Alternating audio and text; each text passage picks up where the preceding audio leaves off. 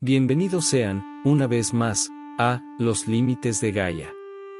En esta ocasión nos adentraremos en dos obras que exploran el sufrimiento vivido durante la Segunda Guerra Mundial, El dolor, de Marguerite Duras, y La especie humana, de Robert Antelme.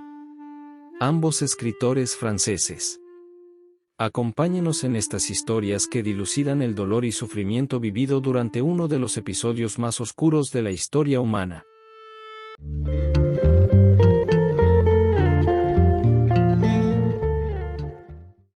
El dolor. Sinopsis. El dolor está escrito en los últimos días de la ocupación alemana y los primeros de la liberación.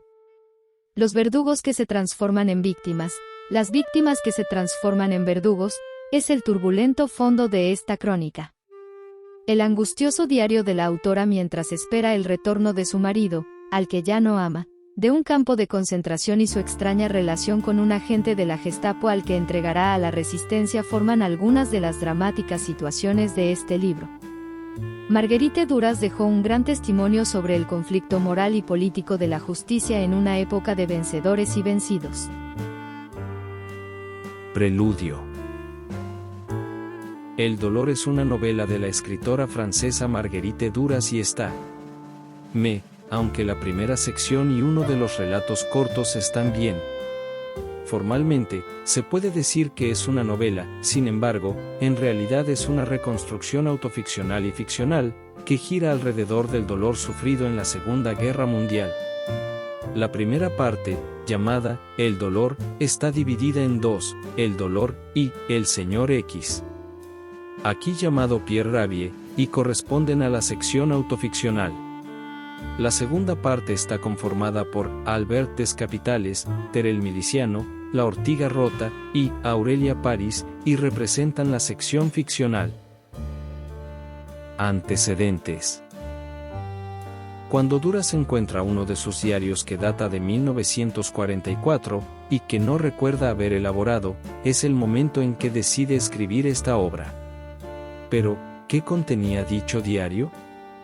Pues nada más y nada menos que su participación y la de su entonces esposo, Robert Antelme, en la resistencia francesa durante la Segunda Guerra Mundial.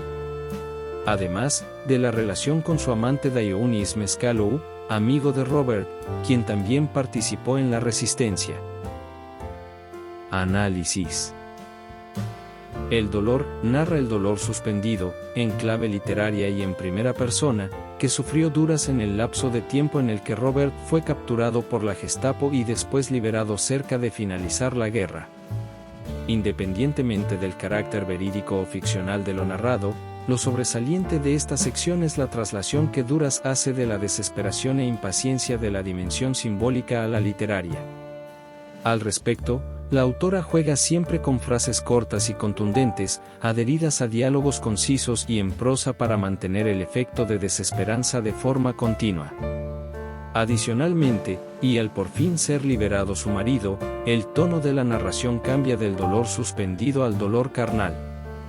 Duras, si bien siempre preocupada por lo que le podría suceder a Robert estando en manos de los nazis, recordar que el flujo de información era escaso, es atravesada por un doble nuevo dolor, por un lado, el asimilar ver a Robert en estado de inanición, y, por el otro, no saber cómo decirle que ya no lo ama, que tiene un amante y es uno de sus amigos. Por lo cual, se debate entre abandonar a Robert a su suerte o no. Por otro lado, el señor X. Aquí llamado Pierre Rabie, narrado también en primera persona, da cuenta de la relación de Duras con el agente de la Gestapo que afirma haber sido el que capturó a su marido. Aquí el tono narrativo cambia de nuevo, en búsqueda de reflejar la tensión entre Duras y el agente, donde la primera trata de sacarle información al segundo, al mismo tiempo de ocultar su identidad como integrante de la resistencia, sobre el estado y paradero de su marido, así como condiciones para liberarlo, mientras que, el segundo deja las cosas claras, quiere la localización del líder de la resistencia francesa a cambio de liberar a Robert. ¿Qué hará Duras al respecto? Cabe recalcar que, aunque se está hablando del pasado, esta narración está escrita en presente, lo que produce la ilusión de estar leyendo el diario de primera mano.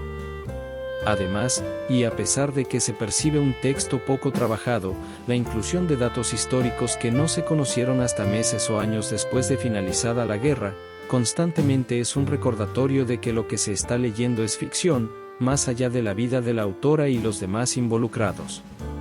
La segunda parte del libro es casi totalmente ficción y está narrada en tercera persona. Este cambio es sustancial, ya que, si bien la intención narrativa de la primera sección del libro era ponernos en la piel de la protagonista, acá hay un enorme giro, la despersonalización. Quizá el objetivo del cambio sea la imparcialidad textual. Otra forma de verlo es la anulación en la participación de Duras y asociados en los hechos que se narran. Me explico. Esta parte arranca con un relato llamado Albertes Capitales, donde Duras da rienda suelta a su crítica a los eventos subsecuentes a la ocupación alemana en territorio francés. En este sentido, la autora parte de la tesis de cómo el esclavizado se transforma en esclavizador. Ahora es la resistencia la que ejecuta a nazis y sus colaboradores franceses a la mínima provocación y con extrema violencia, amparados en un supuesto ideal de justicia que se funde con la venganza. Por último, Ter el miliciano, La Ortiga Rota y Aurelia París estriban en la misma idea, y en la de cómo los colaboradores de los nazis alcanzaron grandes puestos en Francia después de la ocupación. La especie humana. Antecedentes. En una parte de El dolor, Duras escribe lo siguiente. Fue el primer verano de La Paz, 1946. Fue una playa en Italia, entre Livorno y La Spezia. Hace 1 año y 4 meses que ha vuelto de los campos. Sabe lo de su hermana, sabe lo de nuestra separación desde hace muchos meses. Está allí, en la playa, mira llegar a la gente. No sé a quién. Su modo de mirar, de esforzarse por ver, era lo primero que moría en la imagen alemana de su muerte cuando yo le esperaba en París. A veces se queda largos ratos sin hablar, con la mirada puesta en el suelo. Todavía no ha logrado habituarse a la muerte de su joven hermana, 24 años, ciega, los pies helados, en el último estadio de la tisis, transportada en avión de Ravensbrück a Copenhague, muerta el día de su llegada, el día del armisticio. Nunca habla de ella, nunca pronuncia su nombre. Ha escrito un libro sobre lo que cree haber vivido en Alemania, la especie humana. Una vez escrito, hecho, editado el libro, no ha hablado más de los campos de concentración alemanes. Nunca pronuncia esas palabras. Nunca más. Nunca más tampoco el título del libro. Sinopsis.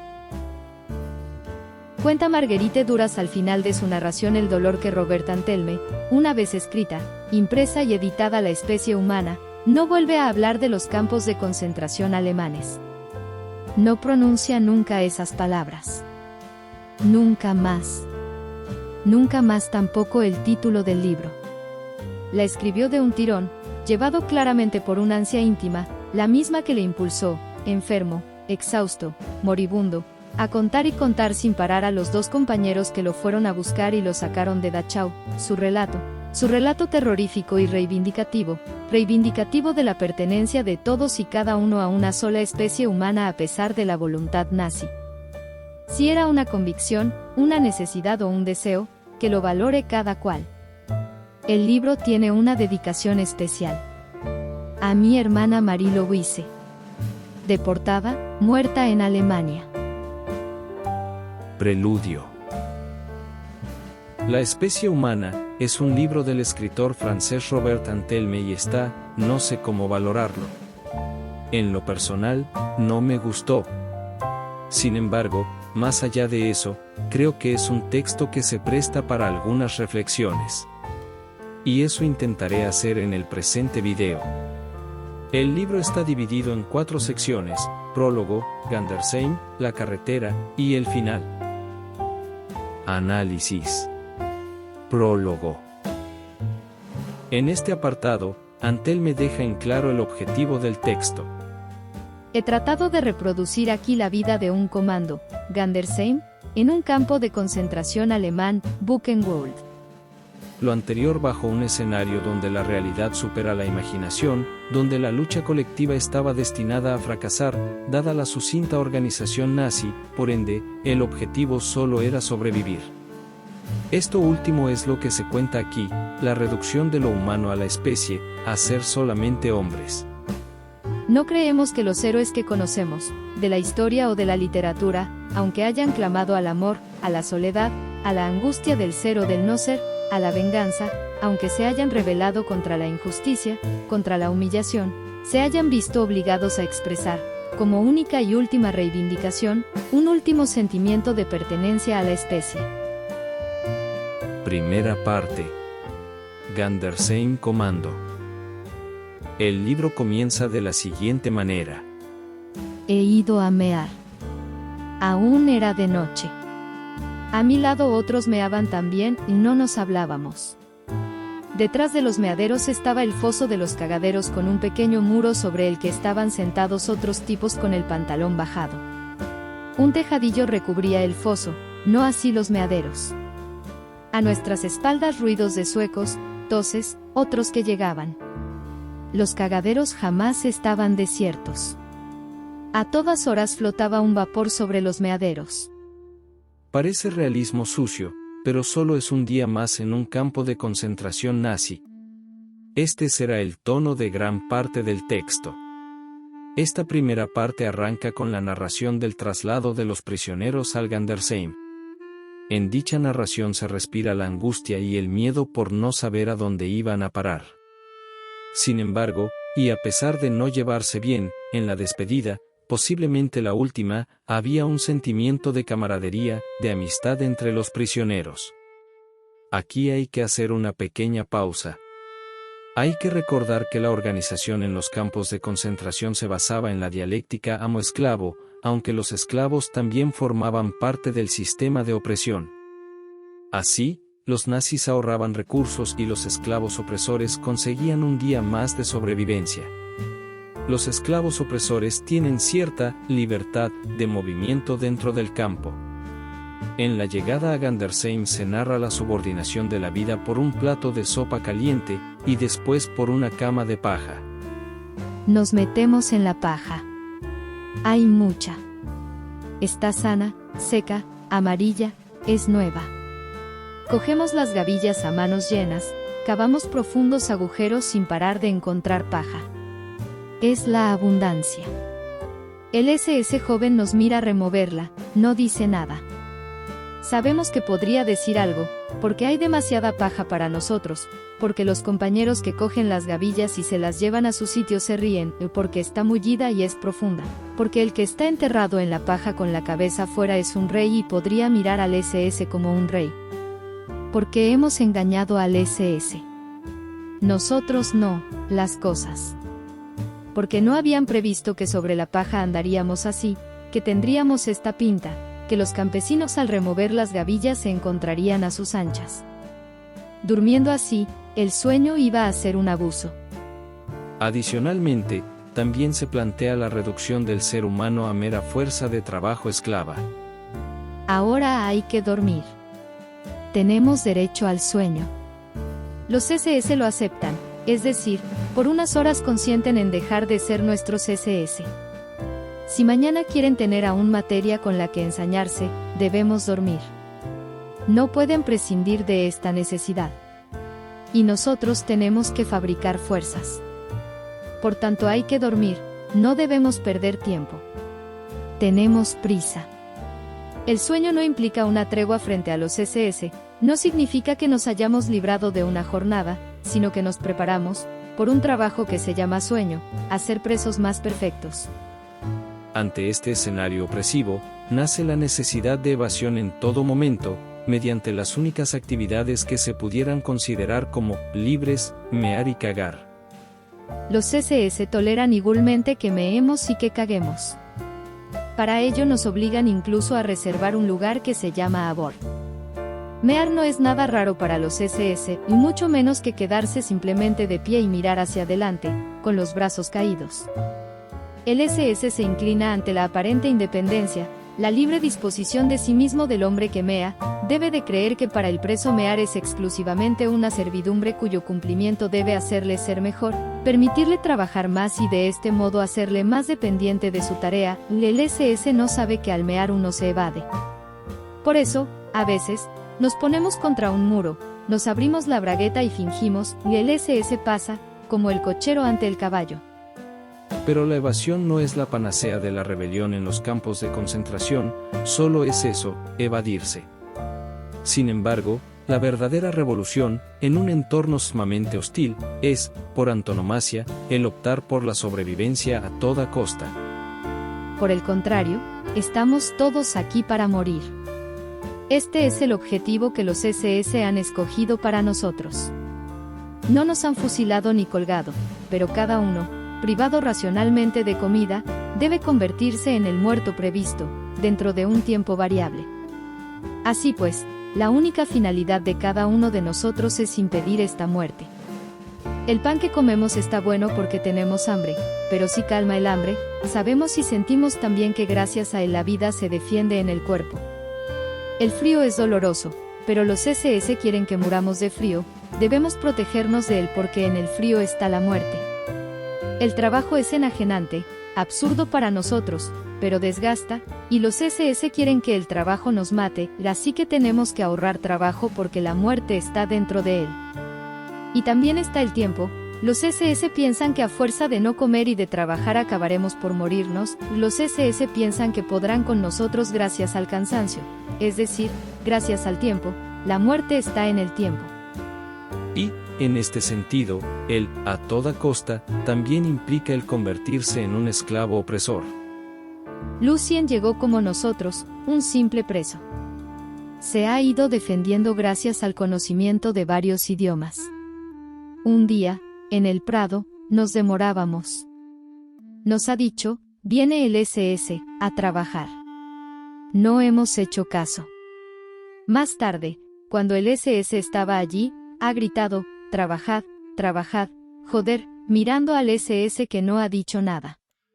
Por fin, un día, ha denunciado a un joven español que se escondía al capo, quien a su vez lo ha denunciado al SS. El pobre hombre ha recibido 25 golpes en el culo. Ahora Lucien está montado en su enchufe. Ha comprendido que para sobrevivir no hay que trabajar, sino hacer que trabajen los demás, hacer que reciban golpes y el engullir escudillas. Así que Lucien engorda. No se separa del capo. Lo adula y le hace reír. Ya forma parte de esa categoría de presos que llamaremos la aristocracia del comando, esencialmente compuesta de presos comunes, porque nuestros capos no son presos políticos, sino presos comunes alemanes. Comerán, fumarán, tendrán abrigos, zapatos de verdad. Nos echarán una bronca si estamos sucios, cuando solo hay un grifo para 500 y ellos se lavan con agua caliente y se cambian de muda. Una de las formas que los SS utilizaban para humillar a los presos era hacer que se pelearan por las migajas de la comida. Aunque esto se desarrollaba en un profundo estado de explotación, también propiciaba la proliferación de la sobrevivencia, la resistencia y la camaradería. Durante la distribución del pan por la mañana, antes de amanecer, en el patio de la iglesia, oiría nuestros gritos, gritos de los italianos, de los franceses, de los rusos que se apretujan y se pelean para no ser los últimos, y vería al capo haciendo reinar el orden. Porque a los SS no les basta con haber rapado y disfrazado a los presos.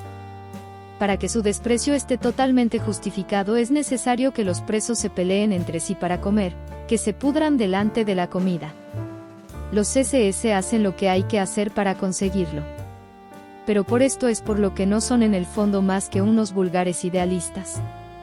Puesto que los presos que se lanzan al asalto de la tina del reenganche ofrecen sin duda un espectáculo sórdido, pero no se rebajan, como creen los SS, como lo creería ese observador y como todos lo creen aquí, cuando no son ellos quienes van por las obras. No hay que morir, he aquí el verdadero objetivo de la batalla. Porque cada muerte es una victoria de los SS. Pero los presos no han decidido explotarse mutuamente para vivir. A todos los explotan los SS y los capos presos comunes.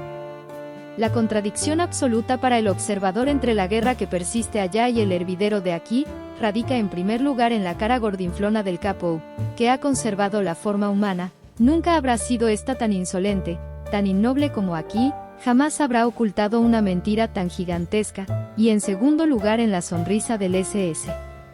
Ellas dos son la clave. Los que se pelean o se insultan de este modo no son enemigos. Justamente entre ellos se llaman camaradas, porque ellos no han elegido esta lucha, sino que es su propio estado.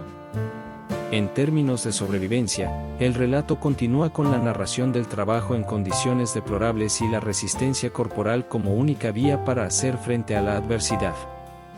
Una parte de los presos tiene que extraer las piedras, la otra empujar el remolque. Pero no hay bastantes picos. La mayoría de los que no empujan el remolque patalean in situ en mitad del frío. No tenemos nada que hacer, pero tenemos que quedarnos afuera, y eso es lo importante. Tenemos que quedarnos aquí, en pequeños grupos, hacinados, con los hombros encorvados, tiritando. El viento cala a través de los uniformes a rayas, la mandíbula se paraliza.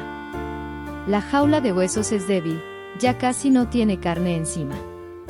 En el centro ya solo queda la voluntad desolada, pero que es lo único que nos permite resistir. Voluntad para esperar. Esperar a que pase el frío. Ataca las manos, las orejas, todo lo que se puede matar de nuestro cuerpo sin hacernos morir. El frío, los SS voluntad para mantenerse en pie. Por lo menos uno no muere de pie. El frío pasará. No hay que gritar, ni rebelarse, ni intentar huir. Hay que dormirse dentro de él, dejarle hacer, como la tortura, después seremos libres. Hasta mañana, hasta la hora de la sopa, paciencia, paciencia. En realidad, después de la sopa, el hambre tomará el relevo del frío, seguidamente el frío volverá y disimulará el hambre, y más tarde los piojos disimularán el frío y el hambre, después la rabia bajo los golpes disimulará piojos, frío y hambre, después la guerra que no se acaba disimulará rabia, piojos, frío y hambre, y llegará el día en que el rostro, en el espejo, reaparecerá para gritar todavía estoy aquí, y todos los momentos en que su lenguaje, que nunca cesa, encerrará piojos, muerte, hambre, cara, y el espacio infranqueable lo habrá encerrado todo para siempre en el circo de las colinas, la iglesia donde dormimos, la fábrica, los cagaderos, el sitio de los pies, y el lugar de esta piedra, pesada, helada, que hay que despegar de las manos insensibles, hinchadas, levantar e ir a dejarla en el bolquete. Aunque pareciera sumamente paradójico, existieron seres que nunca se quebrantaron. Si fuésemos a buscar a un SS y le mostrásemos a Jack, podríamos decirle, míralo, lo has convertido en este hombre podrido, amarillento, lo que más debe parecerse a lo que piensas que él es por naturaleza, el desecho, el desperdicio, lo habéis conseguido. Pues bien, vamos a deciros lo siguiente, algo que debería dejaros tiesos si, el error, pudiese matar, le habéis permitido convertirse en el más completo de los hombres, en el más seguro de sus poderes, de los recursos de su conciencia y del alcance de sus actos, en el más fuerte. No es que los desgraciados sean los más fuertes, no es tampoco que el tiempo esté de nuestra parte. Es que Jack dejará un día de correr los riesgos que vosotros le hacéis correr, y que vosotros dejaréis de ejercer el poder que ejercéis y es que ya podemos responder a la pregunta, si puede decirse que hayáis ganado en algún momento. Con Jack, no habéis ganado jamás. Queríais que robase, no ha robado. Queríais que lamiese el culo a los capos para comer, no lo ha hecho. Queríais que se riese para caer bien cuando un maíster molía a golpes a un compañero, no se ha reído. Queríais sobre todo que pusiese en duda si una causa merecía que se descompusiese de esta manera, no ha dudado. Gozas ante esta ruina que se mantiene en pie ante tus ojos, pero es a ti a quien han estafado, jodido hasta la médula. No os enseñamos más que los forúnculos, las llagas, los cráneos grises, la lepra, y vosotros solo creéis en la lepra. Os hundís cada vez más, Jabol, teníamos razón, Jabol, ayes escheise. Vuestra conciencia está tranquila. Teníamos razón, no hay más que verlos. Nosotros os hemos engañado como nadie lo ha hecho, y nosotros os llevamos hasta las últimas consecuencias de vuestro error. No os vamos a desengañar, quedaos tranquilos, os conduciremos hasta el final de vuestra barbarie. Nos dejaremos llevar hasta la muerte y veréis un montón de chusma que revienta. No contamos ni con la liberación de los cuerpos ni con la resurrección de los mismos para tener razón. Ahora es cuando, vivos y semejantes a despojos, nuestras razones triunfan. Es verdad que eso no se ve. Pero tenemos tanta más razón cuanto menos visible es, tanta más razón cuantas menos posibilidades tenéis vosotros de daros cuenta de lo que sea. No solo la razón está de nuestra parte, sino que somos la razón misma sometida por vosotros a la existencia clandestina. Y por eso podemos inclinarnos menos que nunca ante los triunfos aparentes. Comprended esto bien, vosotros habéis conseguido que la razón se transforme en conciencia. Habéis rehecho la unidad del hombre. Habéis fabricado la conciencia irreductible. Jamás podréis esperar conseguir que estemos a la vez en vuestro lugar y en nuestro pellejo, condenándonos. Aquí nunca nadie se convertirá a sí mismo en su propio SS. En relación a la camaradería, hay una máxima, la cooperación de la denigración. Cuanto más somos impugnados como hombres por los SS, tanto más tenemos la oportunidad de ser confirmados como tales. El verdadero riesgo que se corre consiste en empezar a odiar por envidia al compañero, en ser traicionado por la concupiscencia, en abandonar a los demás. No exime a nadie. En estas condiciones, hay degradaciones formales que no merman integridad alguna y también debilidades de alcance infinitamente mayor. Podemos reconocernos al volver a vernos husmeando como perros entre las peladuras. El recuerdo de un momento en que no se reparte con un compañero lo que se hubiera debido repartir nos llevaría por el contrario a dudar incluso del primer acto. El error de conciencia no consiste en ser denigrado, sino en olvidar que la denigración debe ser de todos y para todos. En términos de trabajo, a continuación, se expone su esencia en los campos de concentración. Las relaciones de trabajo, las órdenes, incluso los golpes no son más que camuflaje. La organización de la fábrica, la coordinación del trabajo, enmascaran el verdadero trabajo que se hace aquí. Este se hace a nuestras expensas, consiste en hacernos reventar. A veces pueden distraerse, adormilarse. Pero basta con que un tipo se caiga desvanecido de debilidad en su banco de trabajo para despertarlos y el maíster le arrea patadas al tipo que está en el suelo para hacerlo levantar de nuevo. Después de la descripción de los elementos fundamentales de lo que significa vivir en un campo de concentración nazi, la narración se desarrolla hasta el advenimiento de la esperanza, el fin de la guerra. Sin embargo, ¿esto es un mejor estado? En lo absoluto. A continuación, se presenta un pasaje que evidencia la desesperación por comida. No puedo crear algo comestible. En esto consiste la impotencia. Estoy solo, no puedo hacerme vivir a mí mismo. Sin hacer nada, el cuerpo despliega una prodigiosa actividad con solo consumirse. Siento que algo se me escapa, no puedo detenerme, mi carne desaparece, cambio de envoltorio, mi cuerpo huye. ¿El invierno termina y con ello el sufrimiento? No. La primavera será más cruda porque se acerca el fin de la guerra, ya no llegan materiales, comida, nada. Ni siquiera ya existe la posibilidad de enajenarse con el trabajo porque ya no hay nada con que trabajar. Incluso esto afecta a los SS. Ya no hay carlinga, estamos al descubierto, en la fábrica, como en un no man's land, estamos desorientados. Tenemos que agarrarnos a algo, disimular, encontrar un nuevo camuflaje. Si ya no trabajamos, solo serviremos para que nos maten, no podemos seguir existiendo así, de brazos cruzados. Somos sirvientes de las piedras, hombros para vigas, manos para martillos, y si las piedras, las vigas y los martillos escurren el bulto, estalla el escándalo, no tenemos razón de ser, ninguna excusa, nosotros envenenamos la fábrica. Pero esta peste sin paliativos que hay en nosotros les ha contaminado a ellos a su vez. Ya no pueden encontrarnos trabajo. Ni siquiera pueden encontrarlo para ellos mismos. Se acerca nuestra victoria y es algo horrible. también ellos han contraído nuestro mal. Sus gritos, su cólera, no pueden ahogar este escándalo que renace cada vez que un maíster se acerca a un compañero. El maíster y el preso tienen ambos por un instante el mismo aire de desocupados. Y estos civiles no pueden matarnos. Los CSS son quienes disponen de nosotros. No pueden hacer nada, se sienten desbordados. En un campo de concentración, incluso de la muerte se saca provecho. Aquí no entregan los muertos a sus madres, matan a las madres con ellos, se comen su pan, arrancan el oro de sus bocas para comer más pan, hacen jabón con sus cuerpos. O bien emplean su piel para las pantallas de las lámparas de las hembras de los SS. Ninguna huella de clavos en las pantallas, solamente tatuajes artísticos. Aún bajo este abrasivo espacio temporal, los oprimidos se dan cuenta de lo esencial: la resistencia es mejor en colectivo. Las conversaciones de los compañeros proseguían en voz más baja, pero ahora miraban hacia Gastón.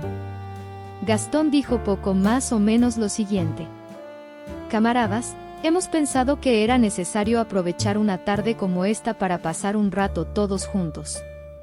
Nos conocemos mal, nos chillamos unos a otros, tenemos hambre. Tenemos que sacudirnos. Han querido convertirnos en animales haciéndonos vivir en unas condiciones que nadie, digo bien, nadie podrá jamás imaginar. Pero no se saldrán con la suya. Porque sabemos de dónde venimos, sabemos por qué estamos aquí. Francia ha sido liberada, pero la guerra continúa, aquí también continúa. Si a veces no somos capaces de reconocernos a nosotros mismos, es porque ese es el precio de esta guerra y tenemos que aguantar. Pero para aguantar, cada uno de nosotros tiene que salir de sí mismo, tiene que sentirse responsable de todos los demás. Han podido desposeernos de todo, pero no de lo que somos. Todavía existimos. Y ahora ya se acerca, llega el final, pero para aguantar hasta el final, para hacerles frente a ellos y a ese desmoronamiento que nos amenaza, os lo repito, tenemos que aguantar, apoyarnos y estar todos unidos. Gastón había gritado todo esto de un tirón, con una voz que progresivamente se volvía más y más aguda. Estaba rojo y sus ojos estaban tensos. Los compañeros también estaban tensos y habían aplaudido. Los presos comunes parecían estar estupefactos y no decían nada. En el bloque estas frases pesaban. Parecían venir de muy lejos. Nos olvidábamos de la sopa, no pensábamos ya en ella. Y lo que hubiéramos podido decirnos a solas a nosotros mismos, acababa de adquirir una considerable fuerza por el hecho de haber sido gritado en voz alta, para todos. Segunda parte. La carretera. La segunda parte se centra en la crónica sobre la huida nazi de los aliados y el fin de la guerra. Los aliados han llegado y los SS se repliegan, aunque por todos lados se respira el aroma de la derrota. En este contexto, salta a la vista una pregunta: ¿quién morirá primero? ¿Los SS o los prisioneros? En este estado al límite, se revela la verdad oculta del texto, su significado, y lo que le da nombre al libro. No existen las especies humanas, existe solo una especie humana. En este sentido, y dadas las mismas circunstancias entre nazis y prisioneros, no hay diferencia entre ellos, son iguales. Afuera el valle es negro. No llega ningún ruido de él. Los perros duermen con un sueño sano y saciado. Los árboles respiran despacio. Los insectos nocturnos se alimentan en los prados. Las hojas transpiran y el aire se harta de agua. Los prados se cubren de rocío y brillarán más tarde al sol. Están ahí, ahí mismo, seguramente se puede tocar, acariciar ese inmenso follaje, que se acaricia y como se acaricia, que es suave para los dedos, que es lo que existe solo para ser acariciado. Nunca habremos sido tan sensibles a lo saludable de la naturaleza. Nunca habremos estado tan cerca de confundir la omnipotencia con el árbol que seguramente seguirá todavía vivo mañana. Hemos olvidado todo lo que muere y lo que se pudre en esta noche dura y las bestias enfermas y solitarias. Nosotros hemos hecho que la muerte huyese de los elementos de la naturaleza, porque no vemos en ellos a ningún genio que arremeta contra ellos y los persiga. Nos sentimos como si hubiésemos absorbido cualquier posible podredumbre. Lo que hay en esta sala se muestra como la enfermedad extraordinaria, y nuestra muerte aquí como la única verdadera. Tan parecidos a las bestias, cualquier bestia se nos antoja majestuosa, tan similares a cualquier planta putrefacta, el destino de esta planta nos parece tan lujoso como el del que acaba sus días en un lecho. Estamos a punto de parecernos a todo aquello que lucha solamente para comer y muere por no comer, a punto de nivelarnos con otra especie, que nunca será la nuestra y hacia la cual nos encaminamos, pero esta, por el simple hecho de vivir según su auténtica ley, las bestias no pueden volverse más bestias, resulta tan majestuosa como la nuestra, verdadera, cuya ley puede también consistir en conducirnos hasta aquí. Pero no hay ambigüedad, seguimos siendo hombres, moriremos siendo hombres. La distancia que nos separa de otra especie sigue intacta, no es histórica. El hecho de creer que tenemos como misión histórica cambiar la especie es un sueño SS, y, ya que esta mutación se efectúa demasiado despacio, matan. No, esta enfermedad extraordinaria no es más que un momento cumbre de la historia de los hombres. Y esto puede querer decir dos cosas. En primer lugar, que se pone a prueba la solidez de esta especie, su firmeza. En segundo lugar, que la diversidad de las relaciones entre los hombres, su color, sus hábitos, su repartición en clases, ocultan una realidad que aquí resulta manifiesta, en el punto extremo de la naturaleza, cerca ya de nuestros límites. No hay especies humanas, hay una especie humana. Porque somos hombres como ellos es por lo que los SS se verán en definitiva impotentes frente a nosotros. Porque habrán intentado cuestionar la unidad de esta especie es por lo que serán finalmente derrotados. Pero su comportamiento y nuestra situación no son más que la exageración, la caricatura extrema, en la que nadie quiere, ni puede sin duda, reconocerse, de comportamientos, de situaciones que se dan en el mundo y que constituyen incluso ese viejo mundo real, con el que soñamos. Allá, en efecto, todo transcurre como si hubiese diferentes especies, o, más exactamente, como si el hecho de pertenecer a la especie no fuese algo seguro, como si se pudiese entrar y salir de ella, formar parte de ella solamente a medias o pertenecer a ella plenamente, o no alcanzarla jamás, ni siquiera a costa de sacrificar generaciones, como si la división en razas o en clases fuese el canon de la especie, manteniendo siempre a punto el axioma, la última línea de defensa, no es gente como nosotros. Pues bien, aquí la bestia es un lujo, el árbol es la divinidad y nosotros no podemos convertirnos ni en bestia ni en árbol. No podemos si los SS no consiguen que lo logremos. Y en el momento en que la máscara se ha revestido con el más repelente de los rostros, en el momento en que va a convertirse en nuestro rostro, es cuando ésta cae.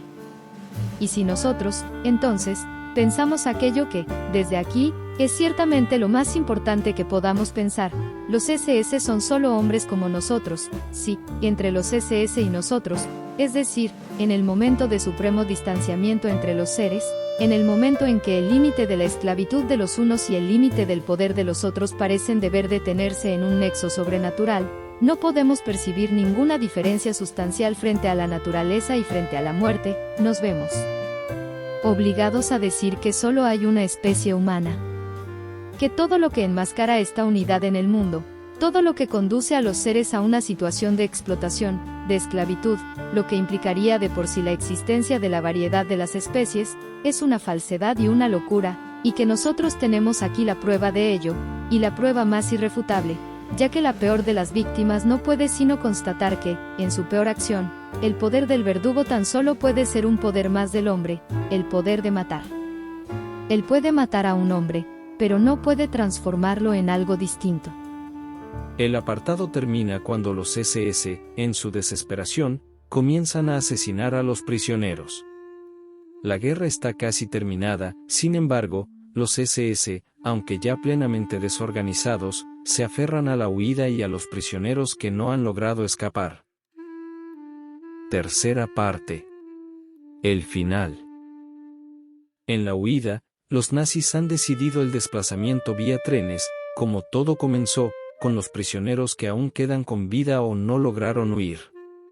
Aquí se narra el sufrimiento que sentían los prisioneros en un viaje completamente hacinado por otro de los enemigos, los piojos. Me he quitado la chaqueta y la camisa. Hace frío. Miro mis brazos, están muy delgados, están manchados de sangre. También la camisa está salpicada de sangre negra. La vuelvo del revés, largos regueros de piojos estrían el tejido. Aplasto racimos de piojos de un golpe. No tengo que buscar. La camisa está llena. Aplasto. Los brazos se agotan a fuerza de permanecer doblados así para despachurrar y las uñas están rojas. De vez en cuando me paro y miro la camisa, caminan despacio, tranquilos. Racimos grasientos de liendres bordean las costuras. Un ruido blando entre las uñas. Encarnizamiento de las manos que tratan de ir deprisa. No levanto los ojos. Casi todo el mundo aplasta. Echamos una bronca a un tipo que se pone delante de la puerta y tapa la luz del día. Siento deseos de tirar la camisa. Pero tendría que tirarlo todo, las mantas también, quedarme desnudo. Estoy desbordado. Todavía hay piojos andando por la camisa. Hay que volver a tomar carrerilla. La paciencia ya no basta. Hay que tener fuerzas para mantener los brazos doblados y aplastar. Ataco de nuevo. Los hay marrones, grises, blancos, saciados de sangre. Me han absorbido. Uno puede ser derrotado por los piojos. Los brazos ya no tienen fuerza para aplastar. Ese simple movimiento repetido los agota. Con gusto abandonaría la camisa y me dejaría caer hacia atrás. Los cadáveres de los piojos se quedan pegados al tejido. Eso es lo que voy a volver a echarme sobre la espalda. Mi pecho está completamente lleno de picaduras. Las costillas sobresalen. En la cabeza también tengo piojos. En este momento se pasean por mi cuello. La gorra está llena. He vuelto a ponerme la camisa. Ahora me quito los pantalones y los calzoncillos, en la entrepierna, los calzoncillos están negros. Es imposible matarlos a todos. Los enrollo, y los tiro por la puerta del vagón. Me quedo cerca de la puerta, con los muslos al aire, son violetas, granulosos, ya no tienen forma, las rodillas son enormes como las de los caballos. Alrededor del sexo estoy plagado. Están colgados del vello. Me los arranco. Soy su nido, su calor, les pertenezco. Durante la lectura del texto, me preguntaba si en algún momento Antel me haría alguna referencia a Duras. Esta es la única que existe. Las mujeres no saben que ahora somos intocables. En el comando yo llamaba a M.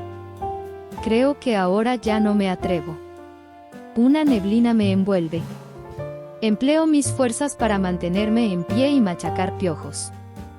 Cuando el tren llega al punto de destino, por fin son interceptados por los aliados. Y, a pesar de alcanzar la tan ansiada libertad, la sentencia es devastadora. La liberación ha pasado de largo. La maquinaria nazi ha dejado una huella indeleble en la especie humana. Si has llegado hasta el final del video, te lo agradezco infinitamente. Déjanos saber en los comentarios qué te ha parecido el video. Recuerda suscribirte al canal y activar la campanita de las notificaciones para que no te pierdas ninguno de nuestros futuros videos. Hasta el próximo viaje literario.